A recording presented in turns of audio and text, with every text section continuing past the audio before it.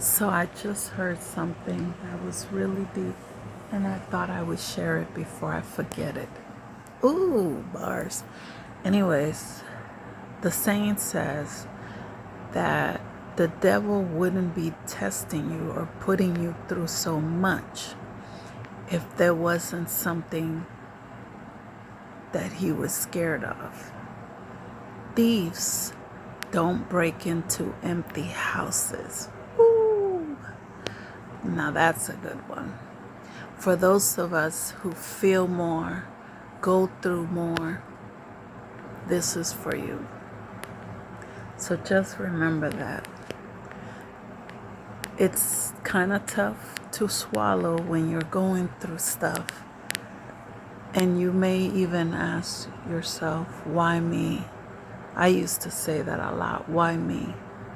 And people always used to say, well, you'll be able to help somebody later on through your experience.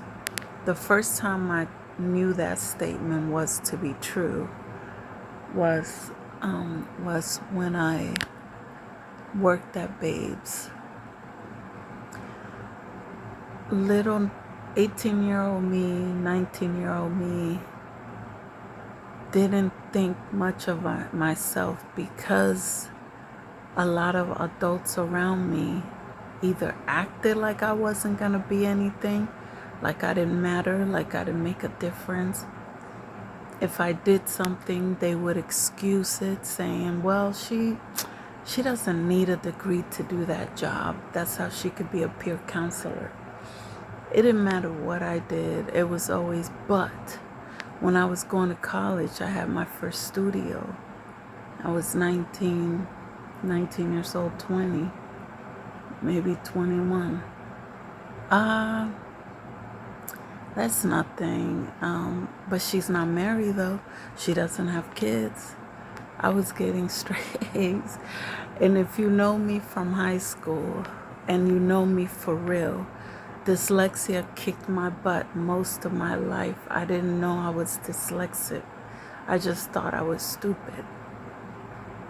I wasn't getting middle school. I realized I didn't know if it was because of my so many places that I had to switch. In 3 years. I moved 3 times. 3 different foster family, 3 different systems to get used to. A whole bunch of people, because of course they either had foster kids there or adopted kids there. Neighborhoods to get used to. So I had a lot on my mind. So in middle school, I thought I wasn't doing the work right, or the way that everybody else seemed to get it. Book reports, this, that. It was easy for them. But me, I had a hard time, and I'm like, I can't get past the first page. What's wrong with me? Now, unfortunately, no adult around me, caseworkers, nobody noticed. They just figure, oh, she's a system kid. She's in the system. As an adult, I hear people talking about she comes from a good family. Whether the mom is getting beat every day, as long as she has a husband, guess what? She comes from a good family, though. Her family is together. They could be living in a hut. Oh, she comes from a good family, though. But me, because I was a foster child, and because of whatever my foster parents said about me, they didn't know me. They still don't know me. They don't know me at all.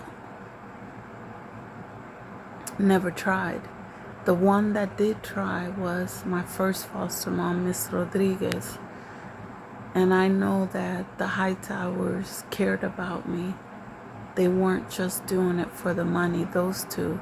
The second foster mom with the 7 kids and a 2-bedroom apartment, yeah, she was definitely getting paid and just barely doing anything. I remember all the kids just running around, the little babies running around with dirty diapers for hours.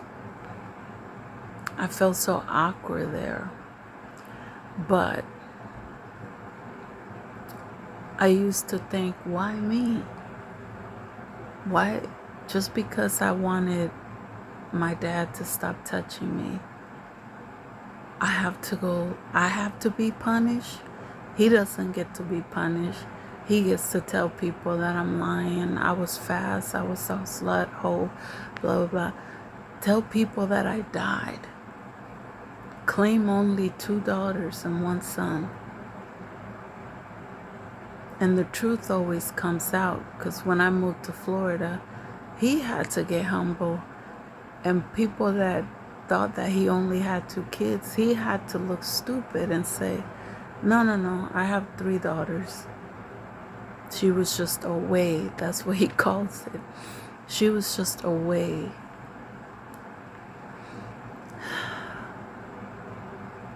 After working at Babes, it gave me a sense of belonging that I've never felt in my life before. I felt a part of something very, very beautiful.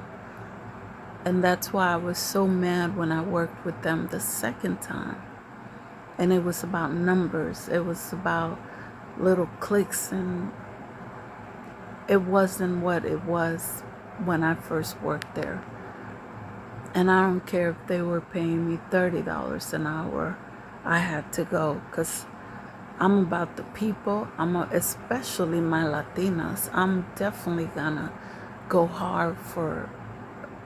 I was in charge of them mostly, and the first time I was dealing with the youth, helping out with the men's group, dealing with the Thursday group, the regular women group, and they wanted me to do something else. I forgot what it was. But I was with it. I was like, I'm willing. I'm single. I didn't have kids at that time. So I was okay with doing it all. I had the energy. The second time around, I had such a hard time. And I thought it was because one girl made it difficult for me. But because it was about computers and numbers, there was programming and different stuff that you have to do on the computer that my brain, I just don't learn that way. And I get embarrassed when I'm in that type of setting to say, hey, I'm dyslexic. I can't hear something one time and just learn it. I wish back then we had phones like we do now, or I would have thought about getting a recorder or something just so I could learn stuff. But even if I did learn the programming and this and that, it was so bizarre. If you weren't in the clique, that means you got less Christmas presents, less tickets. If they got tickets for a show, they would call their little cliques first. It was just awful. It was just awful. And I'll never look at them again, because it's still about cliques. I see the new staff. They heard about me, I'm sure, because they give me those looks like, bitch. It's about trends, and let's go to a trend show. And then it's like, what about the straight women? Like, you guys are isolating a whole bunch of people because that's what you want to do. You want to feed into the popularity of things, what's going on. You want to include everybody, but it really means exclusion if you're not comfortable with the gay and the lesbian and the trans, and do what you do. But still, if everybody's included, then include everybody. But anyways, this video is not about that. But the first time, though, it gave me the feeling of like, wow. And I got that when I finally got tested, and I got counseling and tutoring for the dyslexia. I was getting A's and B's and, maybe 1 C+. But I went from C's to D's. C's, D's, and F's to A, B, C pluses my sophomore year in high school. So it let me know that if somebody really wanted to help me, I would have been so much further. So I used to say, why do I always have to get pushed out the way, pushed down, ignored, not attended to, not cared for? And seeing now how I am as a mom, how I am as an adult, because I heard somebody say, I'm 22, I'm an adult. No, you're not. No, you're not. I didn't start acting and thinking like a real mature adult until 35. I didn't feel like an adult until 40. So, and that's a female. Female develop faster and mature faster than guys. So guys is probably like 45. They start taking life a little bit more serious, thinking about their future. Let me start saving, if you didn't already. But nah, if you're living with mama and you don't have to work, you don't have to pay bills, you don't have car insurance, stuff to pay, stuff to take care of, responsibility, technically you're still a child, no matter what age you're at. Now, if there's an emergency, I understand. Like when I first moved back from Florida, yeah, I stayed with my foster parents for 3 hell months. But I was still taking care of my business. I went got our own groceries. I contribute to the household. I gave them a little money. So I never want to stay somewhere as an adult and make somebody think like I'm taking advantage of them. No. So that's what a real adult means to me. But that saying, I wish I could post it. It's on Instagram. I couldn't post it on my stories. I just sent it to a few people. But it hit me. I was like, wow. Now there was 10 sayings and all of them are really good. But that one, the devil doesn't, what does it say? The devil doesn't mess with you unless he knows you're special. I'm paraphrasing, like that's not the saying. Because a thief doesn't break into an empty house. Oof. Now that little bit of "and" really hits home. Because even though you might feel like you don't have anything to offer, but there's always somebody looking. If you have a good spirit, a good heart, and the way I love to death. I love to the end. So my kids, Cola is included, my kids, Shay is included. She'll forever be my daughter. Now I have a grandbaby. So, and I still think about Asha. She would be considered, in my heart, my stepdaughter. Because I fell in love with her. So any kid that I fall in love with, I consider family. There's a lot of kids that I took care of in my life. I love babysitting when I was younger and able to do it. Daycares, Sunday school, summer programs, I ran them. But my talents and my gifts are not seen by the people that were supposed to mold me. I am looked at as a person. I don't even know if they see me as a person. Maybe a kid that don't know nothing. That whatever I say is just fun and jokes.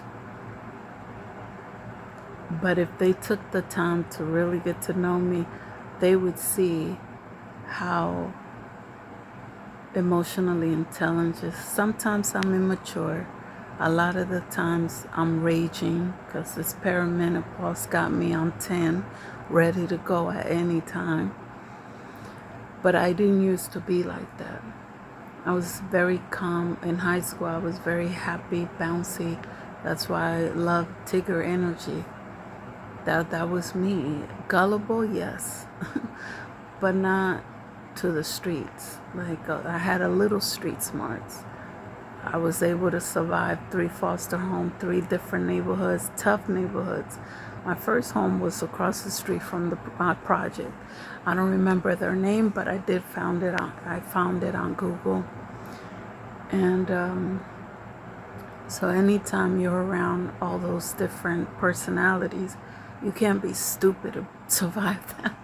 You can't be like, you get killed really quick. You get handled.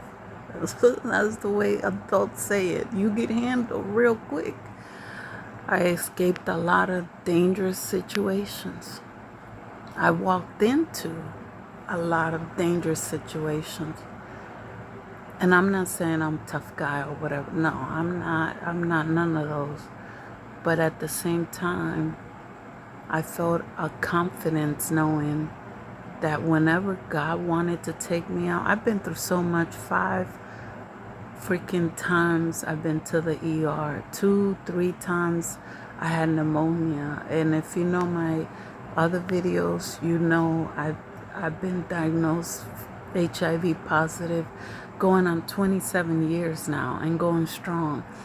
And I'm hoping to make it to my son's graduation. And I'm hoping to see my grandkids from them too. And so I just keep pushing. And I know if pneumonia didn't take me out, if having COVID before COVID was out didn't take me out, I was in a hospice for a month, and technically I'm supposed to still be there because I am too weak to kind of do things on my own. I have a home caregiver. But when your mind is strong, like I always joke with the kids, and I always tell the kids, like, I saw this thing on Friends where Ross was trying to teach Rachel and Phoebe how to like be aware of their surroundings, and he's like, you gotta have unagi. And I always think about that, like, because I see it as like your mind gotta be strong. So I kind of interpret that as like, I tell the kids, I have unagi because my mind is strong. They say hard-headed makes a soft ass, but a hard head keep you going sometimes. When you see no way and you can cry about it, you can even be mad at the world, God, or whatever. But then guess what a strong-minded person does? They get up the next day and still smile. Still, I dance when I cook. I feel like it makes the food taste better. I grew up with music and rhythm. I'm Dominican, so it's just in me to not get depressed. Now at nighttime when I'm by myself, the kids don't watch me. Okay, I may cry every night for a month. But guess what I'm not gonna do? I'm not gonna do that in front of my kids for no reason. Like, if there's a reason, of course, I'm not a robot. But they're gonna see me with a smile. They're gonna see me like, okay, what's next? And that's how you keep going. When you have all these health, like I have a lot of health issues, sciatica, because I kept doing studies. I think that's what gave me the thing, sciatica, is the last time I did a spinal tap, the lady hand was shaky and I could have ended up paralyzed from that. Thank God I didn't, but I do have sciatica from that. Vertigo comes and go, HIV, anemia. It's not all diseases, it's just parathyroid, thyroid. I mean, you name it. You know, I probably have about 10 things or so on my list that are hitting me hard. And the way I look at it is like I could either focus on that and be like, oh my God, I'm so scared. Or I could say, okay, it's just on the list. It doesn't have to be me every day. If something's affecting me that day, okay, I deal with it. I handle it. I try to look for home remedies. I try to fix it naturally. If I can't fix it naturally, I will ask the doctors for help. If they can't help me, then what are you gonna do? Either I put music on and get my spirits up, and that gets me to feel better some way or another. I talk to God about it. I read my Bible. You know, I vent with my boyfriend. I know he gets sick of me venting all the time, but I also have a lot of happy moments. So it balances out. And I know I must be one of the ones that confuses the heck out of the devil. Because he keeps coming at me, keeps coming at me. It's like knives, knives in the back, knives, knives in the back. But guess what I tell him? God says no. God, until God takes me, there's nothing you can do. And now if something happens and it's like, oh, it's all of a sudden, no, it won't be all of a sudden. It's all in God's timing. However I go out, it's because God is ready for me. He's got my castle built, my pink marshmallow castle with a strawberry river on the side and a cherry blossoms tree blowing leaves that you can eat like candy. Yes, I want a Willy Wonka, not dark chocolate. I want it all pink, like the Care Bears type of. Yes, that's I want to be. I want to be up in the clouds. They say that heaven is perfect, so why not imagine whatever you desire? I wish I could draw, because if I could draw what I want or what I think I'm gonna have, because I've been through so much, I deserve it. Like, you guys would be like, oh my God. I know I like it. I like what I see when I envision my piece of heaven. So don't let the enemy take you down. Don't fall into the, oh my God, this is too much. Why me? You know, seeing how my kids are, their character, their actions, how they develop from one stage to another, and seeing all that beautiful, that process. I'm like, that's why. When I wanted to die at 14, no, the first time I was 9, I drank bleach and milk. Put me in the bed for a month, but it didn't kill me. I tried to stab myself. I tried to jump off a roof.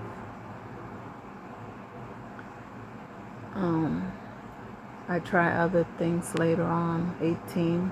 Again, I was like, what am I doing? 19, what am I doing? 25, I didn't do anything, but I was just like, oh my God, it's a lot. And again, at 37, and that's why I ended up in the hospice. I actually stopped taking all my medicine, and I was ready to go. However slow or painful it was for me to not. And then it got to the point that I couldn't swallow the medicine, so I just had to. I lay there for 3 months thinking I was going to get better on my own. Ended up in the hospice. I was so weak I couldn't walk, so I was in a wheelchair for a week or two. I had to have some help the thing with the belt, somebody walking behind you, holding you up, you holding a rail. I remember the first time I made it from my room that was on one end of the hospice to the other end where the stairs were. I was so proud of myself because I really didn't think I was gonna make it, but that was the plan though. If my foster parents would have taken the kids like they said they would when we did the will, I did a will before I moved to Florida in 2010.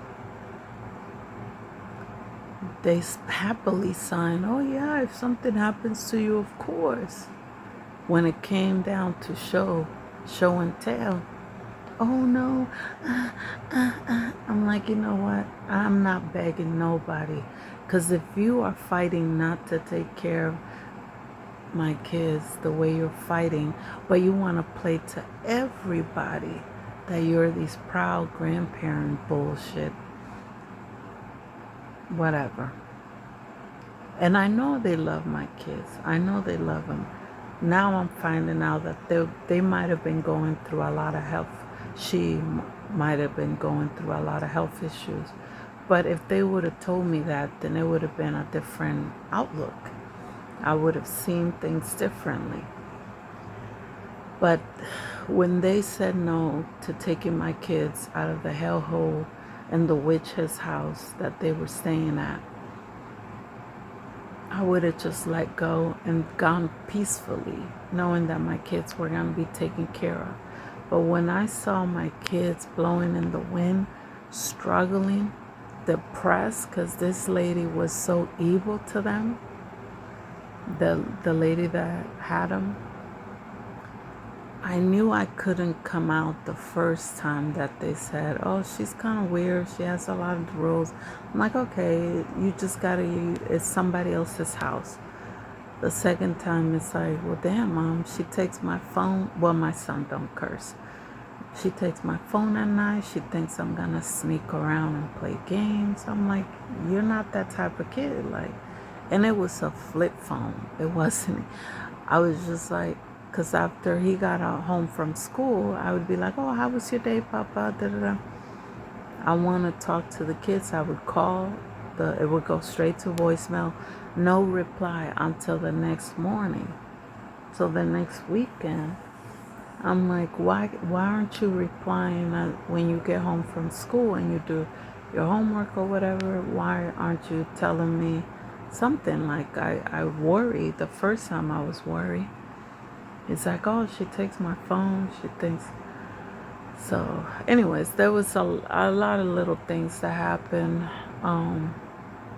But she was obviously psychologically messing with their heads and treating them like they were her little, well, one got treated like a babysitter and the other one was getting bullied by her son.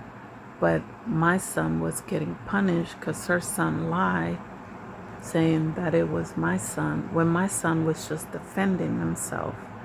So I was like, okay, I ain't got time for my kids to get to the point that they feel suicidal or that they run away or some bullshit.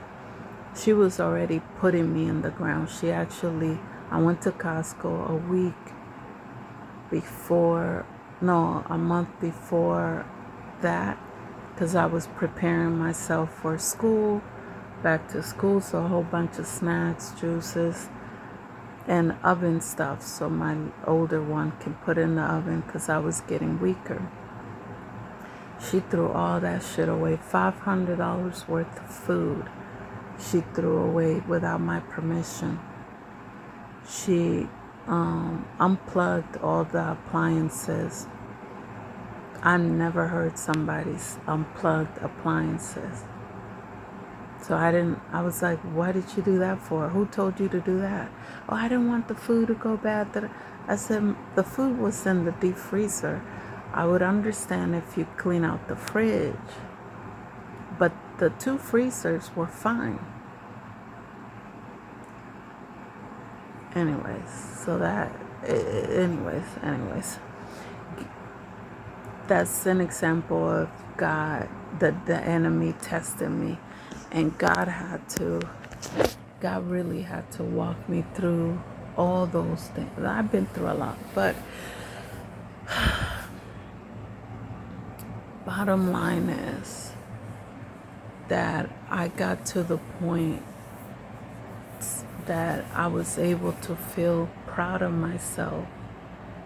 And it was after I came home from the hospice, the nurses were really scared, like, oh my God.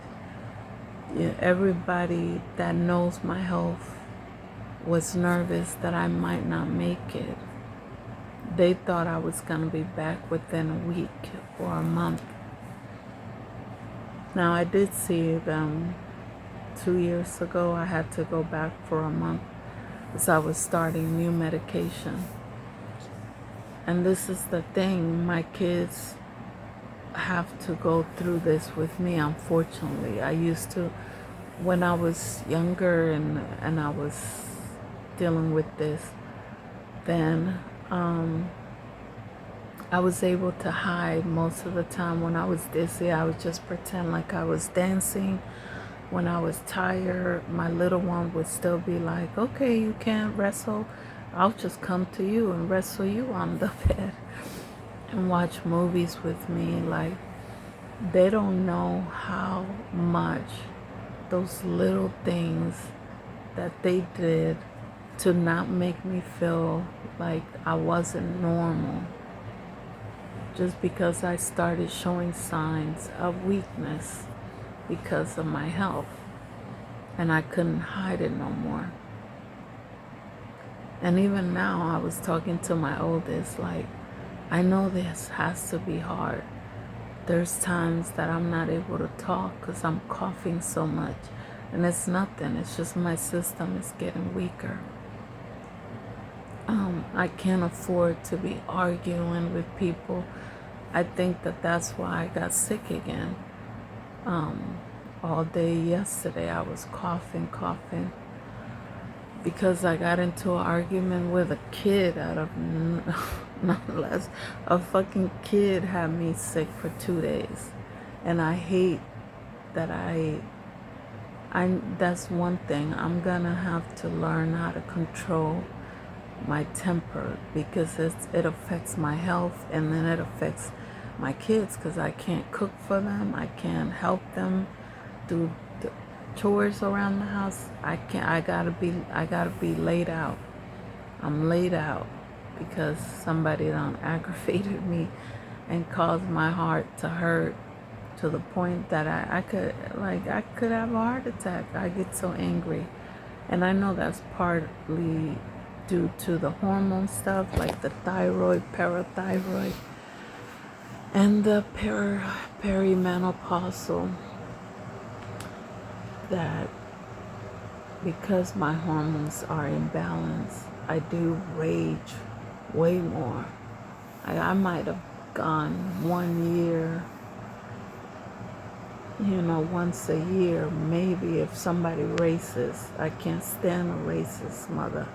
So yeah, they get me out of my character every time. So that's the only time I used, but now it's like you say one wrong word and it's on. And I go and I'm trying to not be that, because I know God doesn't like it when I'm cursing and I'm just agitated. The devil's probably smiling big, like, yeah, she still got it. She's still not all the way there. She's not all the way Christian. She's not all the way good.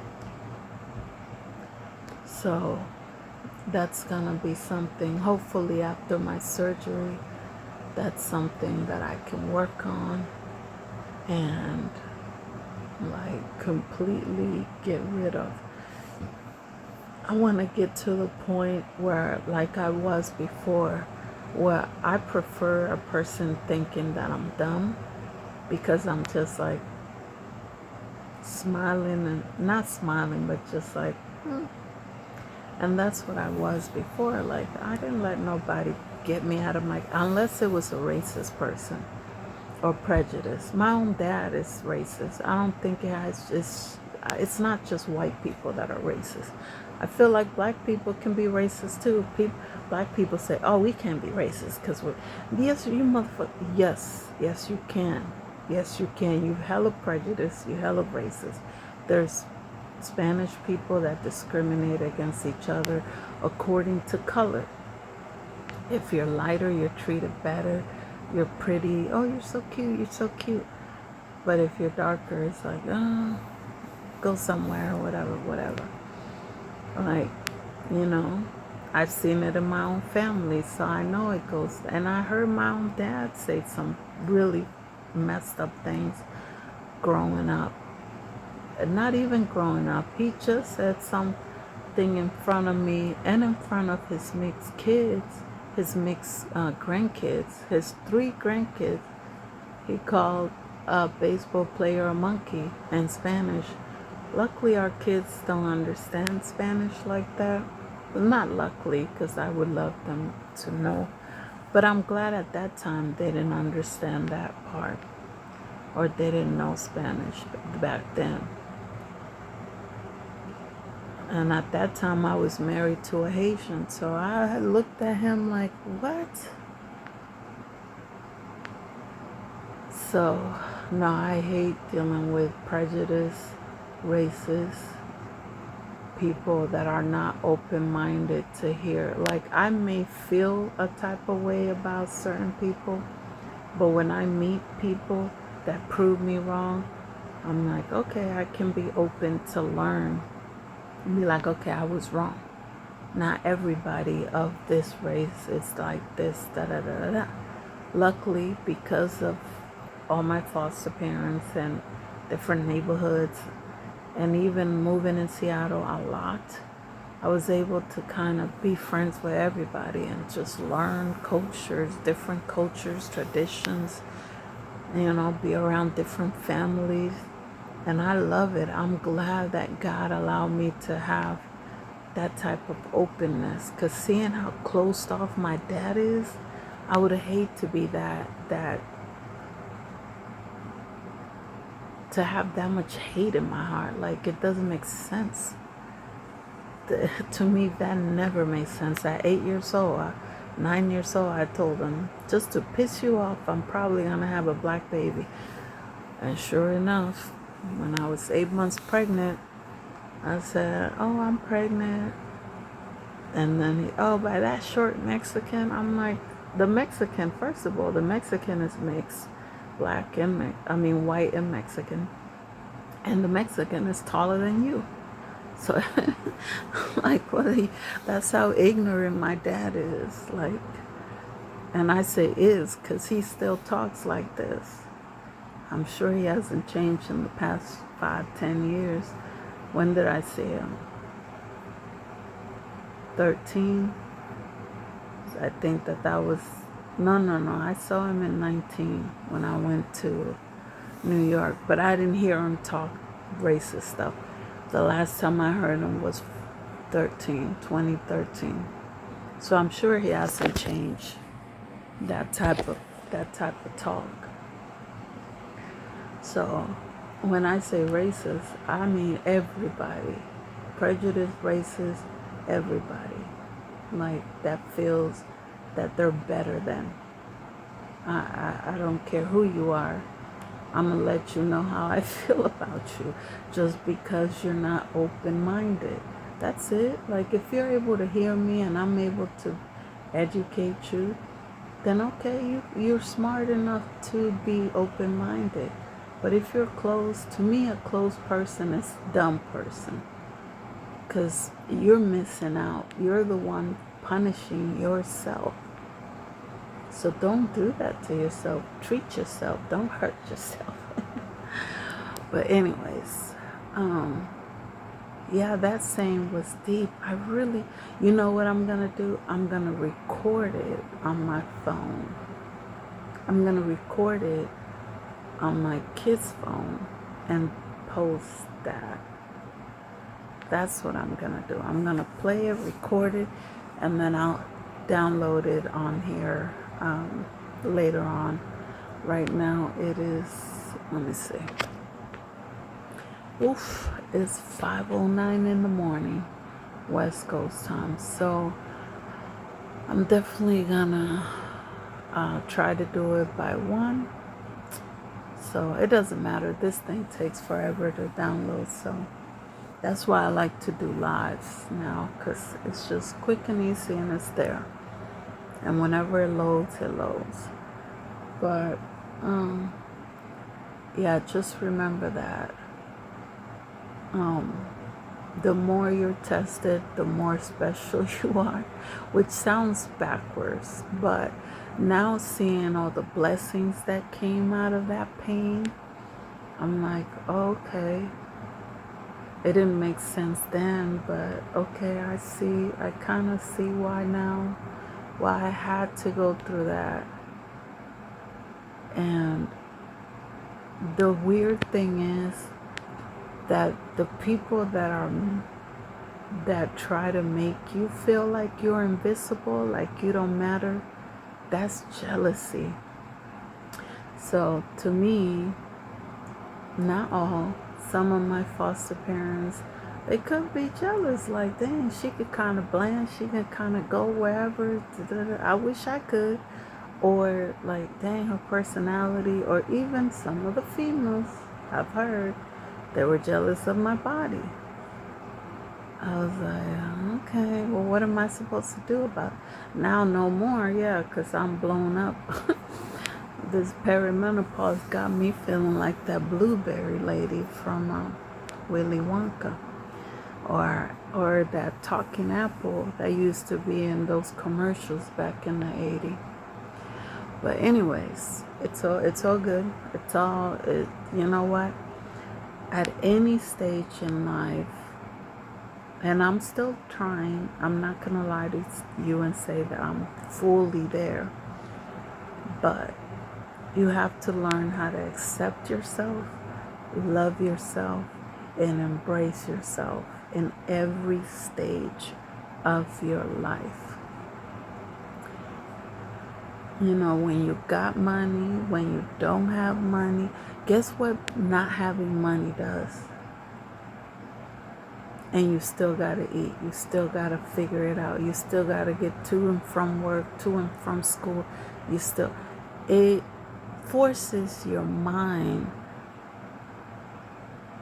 to create. It's a bad and sad thing when you're going through it.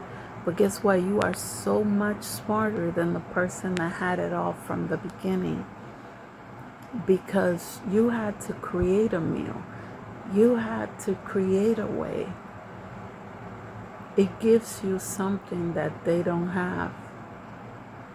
And to be honest with you, like, yeah, money is nice. I would love to be comfortable. I've never wanted to say, I want to be a billionaire. No, because guess what? If you're not happy with yourself, you could have $1 in the bank and be the happy. My Dominican people, you go back there, you see their houses, you're gonna judge. If you're an American, if you never lived like that, you're gonna judge. But guess what? You're also gonna see happy people. People dancing, people cooking, people gossiping, calling the neighbor for coffee. It's just an excuse to gossip. That's what goes on. But you'll never see, don't get me wrong, people are going through stuff, mental stuff all the time. But you won't go to a neighborhood, a real neighborhood in the DR and find a whole bunch of depressed people. You'll never see that. A flood, or what? They start collecting material that the flood left behind. Like, no, they don't let nobody stop them. And I'm so glad I got that fire in me. I don't care if we gotta eat just beans. We got something to eat though. And guess what? I'm gonna dress it up. I'm gonna be like, okay, we got this. We're gonna improvise. Always had to do it with the kids. Off and on, we struggle. Right now, we were struggling last month and the beginning. We had to improvise. I may only be able to fix one full meal a day. The rest of the time, guess what my kids gotta do? Go look. There's plenty of stuff to eat. There's stuff in the freezer, leftovers, this and that. Okay, we got rice and beans. Moro de nada, because we don't have meat. But guess what? We still eating. Like, we don't have to get depressed, because that's what the enemy wants. And that's what this orange mug wants. I'm sure he has that enemy inside of him. He talking about let's raise the prices everywhere else so America looks fair. Like, what? Sometimes the stuff he says is just comical, because it's like, does this clown really think that anybody else wants to listen to him? We don't even want to listen to him. We're sick of him, let alone everybody else. I talk to people in Canada all the time. They're like, oh, just move here. Look, I had a lady tell me, like, look, I'll help you. I said, no, I got kids. I can't just up and move. Like, it's not possible for me right now. Unless God makes it happen, then, I can't move like that. So there's people that feel bad for us because they know it's not our fault. And I'm so thankful for that, because it's like, the people might be like, oh, America. They already, like, the thing is, America thinks they're so great. But anytime I went outside of the U.S., everybody else talks crap about America. They always felt like, and for a reason, American government's always been bullied. They go to in the islands, and if the islands don't want to let them test missiles and bullshit under the water, they take resources. America government always have been a bully to everybody. So the fact that they took a president that supposedly was bullying his people is comical. It's it's like looking in a mirror. Like, you sure the mirror was facing that way, not this way? Because maybe you were talking to yourself. But whatever. All you could do is pray and stay focused on the good, because they're trying to push so much negativity to stress us to death or starve us to death. Like, he, by all means necessary, he wants Bill Gates to get his wish and depopulate the earth by a few billions. They say millions. I think they're trying to take out billions from the world, not just the U.S. They're not just trying to take the U.S. down. And it's like, it's crazy to me, because it's like, okay, you take all these people down, now what? It's like, like, it's the real jungle. Like, you think to yourself, eventually you're gonna get hungry enough to eat your friend. If you're trying to take food and eat us, in a sense, and take us down, because every step you take to doing that makes you feel higher.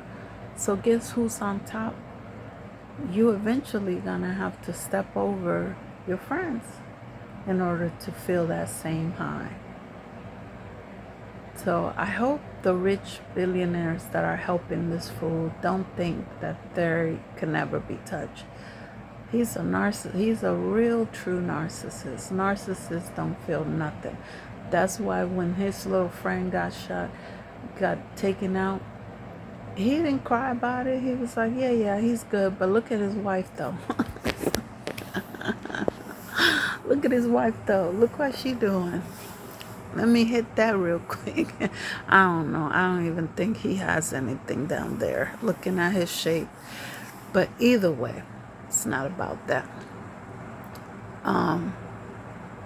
Just remember how special you are and try to focus on, even when you're feeling sick, down, out, think about the good things. What do I mean to me? Forget what you mean to everybody else. What do I mean to me? What have I affected around me? Everywhere I go, I know I make a move. I shake this place up. Wherever I am, I shake it up. Everywhere I go, I bet you if they ever talk about me from all the neighborhoods that I talk about, I don't just quietly sit there. I'm not a quiet, like I change my environment for the better. I always try to affect my surroundings for the better. Now, Kirkland, I don't know. You might get a lot of haters because unfortunately, and sometimes to create change, you have to shake things up, and people don't like their grounds being shaken. They can shake everybody else and make them less. But the minute you shake their ground, it's like, who is this? What's her name? Where'd she come from? Oh, she's a single mom? Oh, then they start putting you in boxes. And then they feel like they're better. But guess what? I still did what I came here to do, was change this or that. You didn't stop a show because you judged me. But anyways, like, share if you care. You always do. Beep, beep, beep, beep, beep. And comment below. And put something that you feel good about yourself in the comments. What is something? I'll say what I feel good about myself right now. That I may feel sick an hour, 2 hours, 2 days, but I will not just lay down. I'm a fighter. Short answers, I'm a fighter. Not a survivor, because I heard that that's still a negative connotation to it. I'm a fighter in every sense of the word. The dyslexia, you see the dyslexia, the words, sometimes you say the wrong words or you write the wrong words. When I was in school, I used to. Now you can just use the Google. You use your phone. Correct, autocorrect. Sometimes that stuff is not right either. Anyways. Have a good one, day, afternoon, night, whatever. Like if you care, share, and say what you feel. Tell me something you are. There you go.